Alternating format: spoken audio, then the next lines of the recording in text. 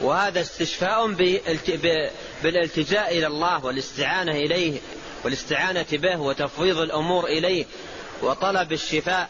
منه تبارك وتعالى الذي لا شفاء إلا شفاؤه سبحانه وتعالى. ويكون مرض الإنسان باب خير عليه من جهة تعلقه بالله وقوة توكله عليه وشدة رجائه منه وكثرة إلحاحه عليه ومناجاته وسؤاله وطلبه، فيكون باب خير عليه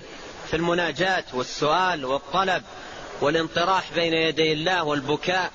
والإلحاح على الله سبحانه وتعالى. ولهذا بعض المرضى يكون حال مرضه فيه من لين القلب ورقته وسكونه والتجاءه وخشوعه وخضوعه وانكساره بين يدي الله ما لا يكون منه في حال صحته، فيكون مرضه باب خير عليه وباب صلاح واستقامة ودعاء ومناجاة، فيجتمع له في هذا الأمر خيران: خير الشفاء بإذن الله تبارك وتعالى من الضر الذي أصابه، وخير قوة الصلة بالله والالتجاء إلى الله سبحانه وتعالى. وكم من أناس